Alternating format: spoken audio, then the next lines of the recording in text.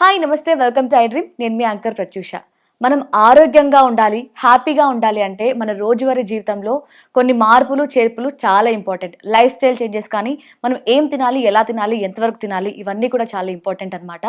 So వీటన్నిటి గురించి కూడా తెలుసుకుందాం. సో ఎలాంటి మార్పులు అవసరం, ఎలాంటి చేర్పులు అవసరం, ఇవన్నీ కూడా.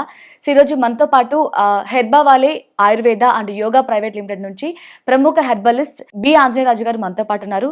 సో ఆయన 72 సంవత్సరాలు అయినప్పటికీ ఇంకా ఎంత హెల్దీగా, ఎంత స్ట్రాంగ్గా, అసలు కళ్ళజోడు అనేది లేకుండా అంత స్పష్టంగా చూడగలుగుతున్నారు, అంత హ్యాపీగా హెల్దీగా ఉంటున్నారు. అసలు ఆయన సీక్రెట్ ఏంటి, ఇవన్నీ కూడా తెలుసుకునే ప్రయత్నం చేద్దాం. దాంతోపాటు చాలా వరకు బరువు తగ్గడమే సమస్య అని అనుకుంటూ ఉంటారు. అసలు బరువు పెరగడం కూడా చాలా మందికి సవాలుగా మారుతూ ఉంటుంది. సో వీటి గురించి కూడా తెలుసుకునే ప్రయత్నం చేద్దాం. సో చాలా తెలుసుకుందాం, మాట్లాడదాం. నమస్తే సార్.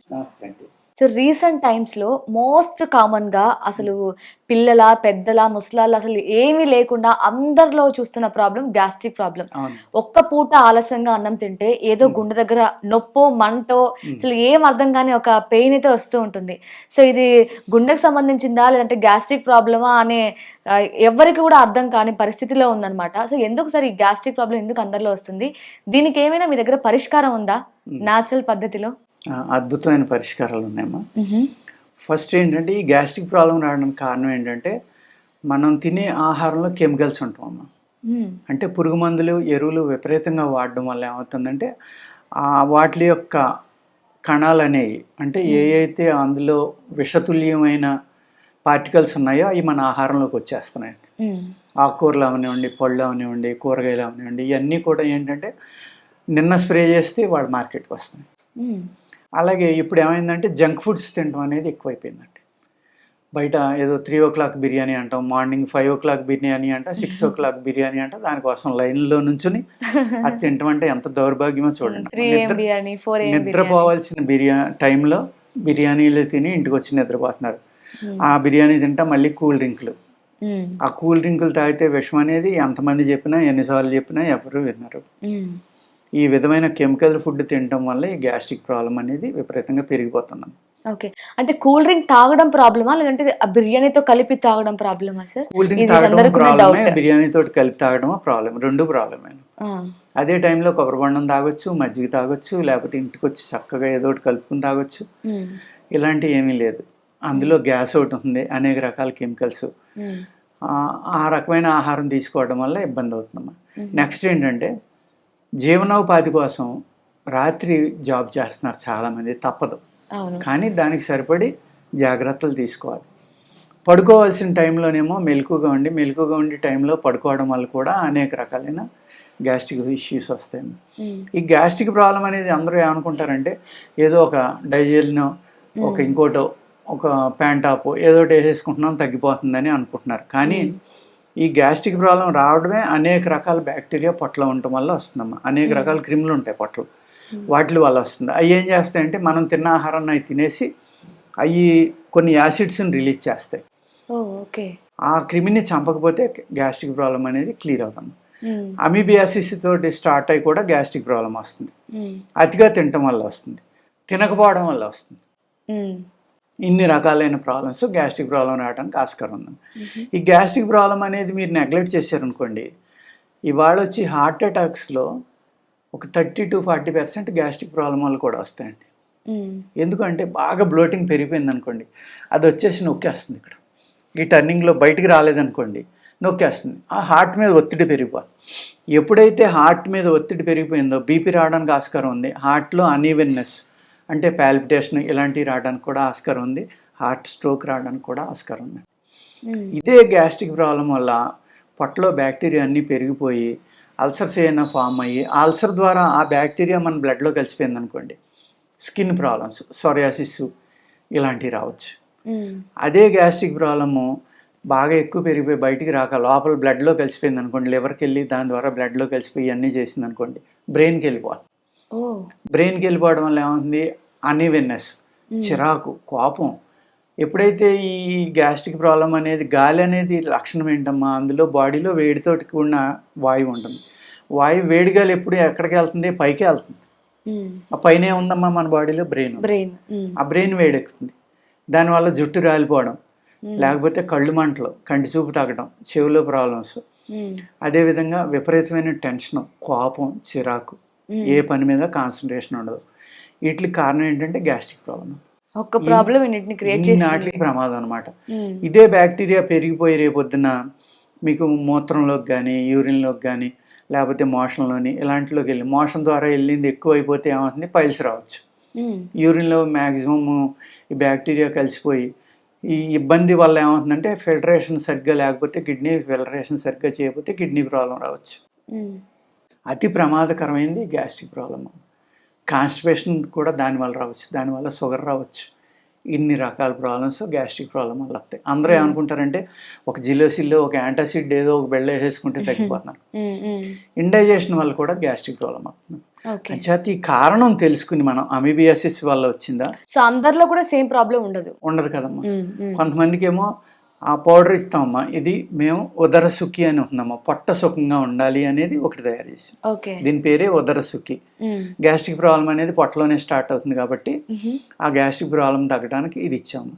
ఇది ఉదయం పరగడుపును కొంత తిన్నప్పుడల్లా ఒక అరగంట ముందర కానీ అరగంట తర్వాత కానీ ఒక 3 వేళ్ళకి వచ్చింది అంట 2-3 సార్లు నోట్లో వేసుకుని చప్పలించేయడం. బాగా ఒగరుగా ఉంటుంది.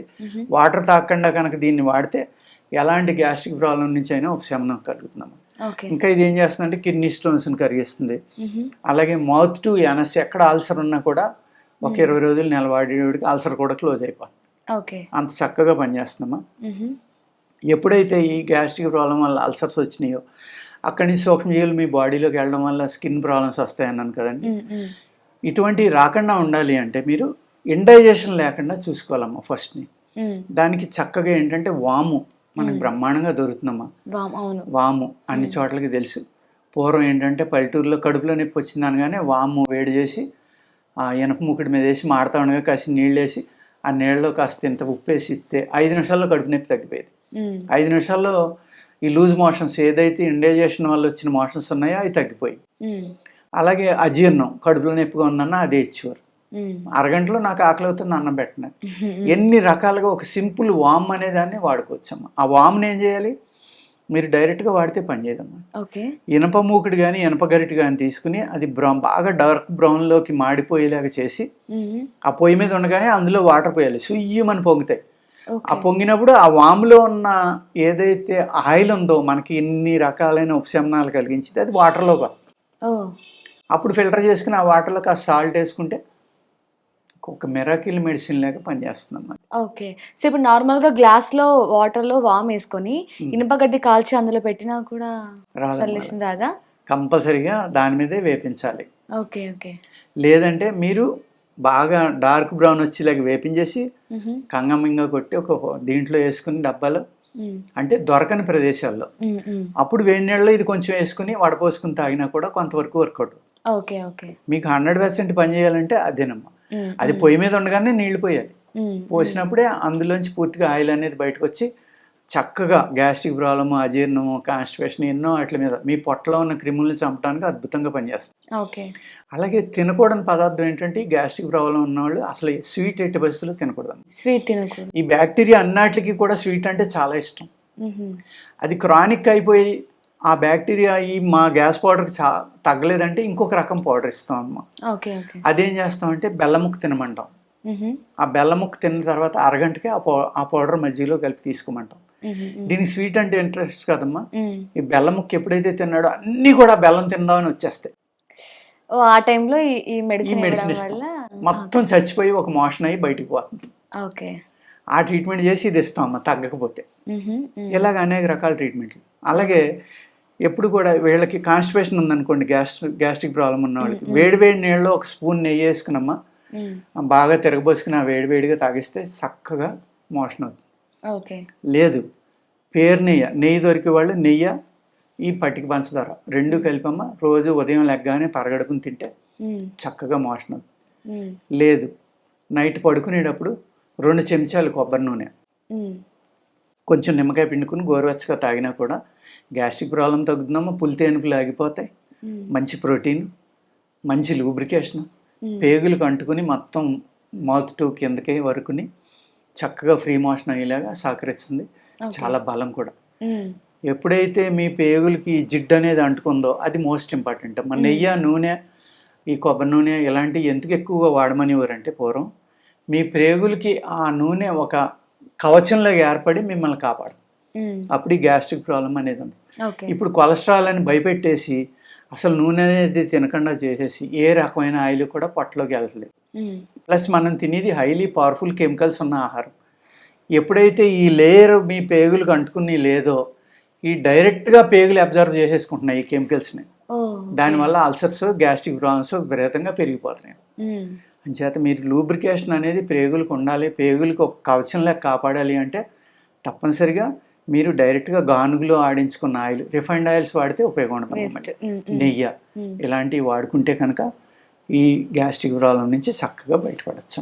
ఓకే, అంటే ఇప్పుడు చాలా టైప్స్ ఆఫ్ మెడిసిన్ చెప్పారు. అంటే మన ఇంట్లో దొరికే మెడిసిన్ ఇవన్నీ కూడా వంటింట్లో దొరికేవే. సో దీంతో పాటు లైఫ్ స్టైల్ చేంజెస్ కోసం మనం యోగా కానీ ఇలాంటి ఆసనాలు కూడా చెప్తూ ఉంటారా? ఎర్లీ మార్నింగ్ మీరు ఆసనాలు వేస్తే చాలా మంచిదమ్మా. ఆసనం వేయడం వల్ల ఏమవుతుందంటే మీకు ఎవరికైతే మలబద్ధకం ఉందో మలబద్ధకం కూడా కంటిన్యూగా ఉండకుండా అది ఫ్రీ అయిపోతుంది. ఇప్పుడు వాళ్ళు లేచి మార్నింగ్ లేచమ్మా లీటరు, 1/2 లీటరు, 2 లీటర్లు నీళ్ళు వేడి నీళ్ళు తాగకపోతే మలబద్ధకం పోదు. కాన్స్టిపేషన్ ఉన్నవాళ్ళు 170 మంది ఉన్నారు ఇవాళ. కారణం ఏంటి? పొట్టలో లూబ్రికేషన్ లేకపోవడం. ఆ లూబ్రికేషన్ రావాలంటే ఏం చేయాలి? చక్కగా నెయ్యి తినొచ్చు. అంటే ఇది తింటే కొలెస్ట్రాల్ అవుతుందని వచ్చేస్తుంది అనేది భయపడటం తప్పం. చక్కగా తినొచ్చు. నేను రోజు బట్ ఎలా తినాలి తెలుసుకొని తినాలి. ఇడ్లీ కనుక తింటే ఒక్కొక్క ఇడ్లీకి ఒక్కొక్క స్పూన్ నెయ్యి వేస్తానమ్మా. ఎన్ని తింటే అన్ని. పెసరట్టు తిన్నా, దోశ తిన్నా నెయ్యితోటి చక్కగా కాల్చుకుంటా. దోశలు అయ్యి అయితే నూనె వేసుకున్నాను అనుకోండి, ఇలా పట్టుకుంటే నూనె తడిసిపోవాలి వెళ్ళి. మరి నేను ఎలా ఉన్నానమ్మా? అలాగా ఆ నూనె తింటే కొలెస్ట్రాల్ వచ్చేస్తుంది, నూనె తింటే హార్ట్ అటాక్ వచ్చేస్తుంది, నెయ్యి తినకూడదు, నూనె తినకూడదు. ఇవన్నీ ఏంటంటే మనం ఇండియాలో ఉన్న ట్రెడిషన్ ఏదైతే ఉందో ఆ ట్రెడిషన్ పాడు చేస్తే తప్ప ఇక్కడ మందులు అమ్ముకోలేము అనే కుట్రతోటి ఇది జరిగింది. ఓకే, సో అంటే వాటి వల్ల కూడా ప్రాబ్లమ్స్ వస్తాయి. బట్ వాటిని ఎంత మోతాదులో తీసుకోవాలి, ఎలా తీసుకోవాలి, ఎవరు తీసుకోవాలి, ఎవరు తీసుకోకూడదు అనేది ఇంపార్టెంట్. అలా కాదమ్మా. ఎలా అంటే మీకు కొలెస్ట్రాల్ వచ్చాక తినకూడదు, రాకముందర ఎందుకు మానేయాలి? షుగర్ రాకముందరే షుగర్ స్వీట్ తినడం మానేస్తే తప్పు కదమ్మా. షుగర్ వచ్చాక తినకూడదు, డెఫినెట్గా తినకూడదు. చేత కొలెస్ట్రాల్ ఉన్నవాళ్ళు తినకూడదు. ఆ కొలెస్ట్రాల్ ఉన్నవాళ్ళు ఇప్పుడు ఆవు నెయ్యి ఉందమ్మా, కొలెస్ట్రాల్ ఎట్టి పరిస్థితుల్లో పెరగదు. అందులో మినరల్స్ ఎక్కువ ఉంటాయి, ఒక అమృతంలో పనిచేస్తుంది. అది ముక్కులో వేసుకోవచ్చు, చెవులో వేసుకోవచ్చు, బొడ్లో వేసుకోవచ్చు, చక్కగా అన్నంలో తినొచ్చు. సో నేను మెయిన్గా మీ దగ్గర గమనించింది ఇదే సార్. అంటే అందరూ కూడా ఏదైతే వద్దు అంటారో మీరు దానికి రివర్స్ చెప్తారు. ఇది చెయ్యొచ్చు కానీ అలా చేయకూడదు, ఇలా చేయాలి అని చెప్తూ ఉంటారు కదా. అదే చాలా డిఫరెంట్గా అనిపిస్తుంది నాకు ఎప్పుడు కూడా. నేను అలాగే బతుకుతున్నానమ్మా. నేను చాలా హ్యాపీగా ఉన్నాను. ఇప్పుడు మనకు అటుకులు ఉన్నాయమ్మా, మనం అటుకులు తింటాం మానేసి అయ్యో ఓట్స్ అయ్యో అంటాం. అవి అమెరికా నుంచి వస్తే అయ్యో గొప్ప, అయ్యో అటుకులే పేరు మార్చాడు. అంటే నాకు తెలిసినంత వరకు అటుకులే అనుకుంటున్నాను, అది అవునో కాదో మీరే చెప్పాలి, మాకు అయ్యేం తెలీదు. అంచేది ఏంటంటే ఈ అటుకులు తినొచ్చమ్మా శుభ్రంగా, ఈ మరమరాలు తినొచ్చు, ఈ బఠానీలు తినొచ్చు చక్కగా. ఇప్పుడు ఒబిసిటీ అంటారు మీరు, ఒబిసిటీ ఉన్న వాళ్ళని పేలాలు ఏదైతే పాప్కార్న్ అంటున్నామో అలాంటి వరి పేలాలు ఉంటాయి, శుభ్రంగా 2 పూటలు అయితే తినమానండి, ఒబిసిటీ చక్కగా తగ్గుతుంది. ఆ పిండి చేసుకుని దాంతో రకరకాల దోశలు ఇలాంటి అనేక రకాలు ఉంటాయి. మనం న్యాచురల్గా తిని ఫుడ్ని మానేసి ఈ అయితే నిల్వ ఉన్న ఆహార పదార్థాలు ఎక్కడో సంవత్సరాల తరబడి దేశాలు మారి వచ్చిన ఆహార పదార్థం తినటం వల్ల ఏమవుతుందమ్మా? ఆహారం అంటే దాని లక్షణం ఏంటమ్మా? మనకి బయట వదిలేస్తే చెడిపోవాలి కదా. మరి చెడిపోయింది ఆహారం ఎలా అవుతుంది? Correct, nice point. Simple point అమ్మా. ఆహారం అనేది చెడిపోవాలి, చెడిపోవట్లేదు అంటే అందులో ఏదో ప్రమాదకరమైంది ఉన్నట్టే కదా. కరెక్టే, సింపుల్గా ఆలోచించుకోవాలి కదమ్మా. అది కూడా ఆలోచించకపోతే ఎలాగా? లేదు చెడిపోకుండా ఉంది అంటే చెడిపోకుండా ఉండటం కోసం ఏదో ఒకటి వాడి ఉండాలి అందులో, ప్రిజర్వేటివ్స్, కెమికల్స్. అది మనకి ప్రాబ్లం అంతే కదా. ఇలాగ అర్థం చేసుకుని మన లైఫ్ స్టైల్ మార్చుకుంటే మనం జీవితాన్ని చక్కగా ఎంజాయ్ చేయొచ్చు. ఆరోగ్యంగా ఉంటేనే మనం ఎంజాయ్ చేయగలం. ఆరోగ్యమే మహాభాగ్యం అని ఎందుకు చెప్పారు యోగులు, ఋషులు, పూర్వీకులు? వాళ్ళు ఏం తెలివి తక్కువ కాదు. నువ్వు ఎన్ని కోట్లున్నా ఉపయోగం లేదు నీ ఆరోగ్యం బాగున్నప్పుడు. ఇప్పుడు షుగర్ ఉంది, బీపీ ఉంది, కొలెస్ట్రాల్ ఉంది, థైరాయిడ్ ఉంది. థైరాయిడ్కి ఏమో క్యాబేజీ, కాలీఫ్లవర్ లేకపోతే ఇంకోటి గోధుమ, మైదా తినొద్దు అంటారు. షుగర్ వాళ్ళని స్వీటే తినొద్దు అంటారు. బీపీ వాళ్ళని ఉప్పే తినొద్దు అంటారు. ఇంక ఇన్ని రకాలు ఏమి తినకుండా ఎందుకమ్మా డబ్బు ఏం చేసుకుంటాం? కరెక్ట్. ఇటు పక్క ఎంత ఆస్తి చూసినా ఇవన్నీ లేకపోతే ఎందుకు బ్రతుకుండడం? ఏం చేస్తాం ఎంజాయ్ చేయడానికి? ఆ డబ్బు అంతా ఎందుకు? అంచేత చక్కగా కావాల్సింది తింటాం, కావాల్సినట్టుగా బతకడం, అదే జీవితంలో. అది సాధింతే ఇంకేం అక్కర్లేదు. Nice sir. సో గ్యాస్ట్రిక్ ప్రాబ్లమ్కి ఒక మంచి మెడిసిన్ చెప్పారు. ఒకటి అనుకుంటే చాలా చెప్పారు. దీంతో పాటు ఇది ఒకవేళ ఇది తగ్గకపోతే నెక్స్ట్ ఏంటి అనేది కూడా చెప్పారు. Thank you so much sir. నమస్తే అండి. సో మీరు కూడా గ్యాస్ట్రిక్ ప్రాబ్లంతో ఇబ్బంది పడుతున్నారు, సో ఏ మెడిసిన్ యూస్ చేసినా ఇన్స్టెంట్గా సొల్యూషన్ వస్తుంది కానీ పర్మనెంట్గా ఉండట్లేదు అని ఫీల్ అవుతుంటే ఒకసారి ఈ మెడిసిన్ని ట్రై చేసి చూడండి. సో దీని గురించి మోర్ డీటెయిల్స్ కావాలి, సో మీ ప్రాబ్లం ఏంటి, మీకు ఎందుకు వచ్చింది, ఎలా ఉంది, మీ సిమ్టమ్స్ ఎలా కనిపిస్తున్నాయి అనేది కూడా ఇంపార్టెంట్. సో డైరెక్ట్గా మీరు కన్సల్ట్ అయ్యి మీ ప్రాబ్లం ఏంటో తెలుసుకొని మీరు సొల్యూషన్ తీసుకోవడం మంచిదండి. సో ఒకసారి ఆంజనేయ రాజు గారితో మాట్లాడాలి అనుకుంటే స్క్రీన్ మీద కనిపిస్తున్న నెంబర్కి కాంటాక్ట్ అవ్వండి. Thank you so much for watching. And for more videos, Please subscribe to iDream. Please subscribe to iDream. Please subscribe iDream. And please subscribe to iDream. For more videos, subscribe to iDream. please like, share and subscribe to the channel. Congratulations, iDream. subscribe to iDream. Subscribe to iDream. So subscribe to iDream Media. iDream team అందరికి huge congratulations. Please subscribe iDream Media. Please subscribe to iDream. Subscribe iDream. Please subscribe to iDream. iDream అంటే నా కళల channel subscribe చేసుకున్న నోరు తిరుగుతలేదు, మీరైతే గంట గుర్తు కొట్టండి. For more such videos, please subscribe to iDream. Subscribe to iDream. Please subscribe to iDream. Please subscribe iDream Media. Please do subscribe to iDream. Please subscribe to iDream Media. For best entertainment and information, please subscribe iDream. And don't forget to subscribe to iDream.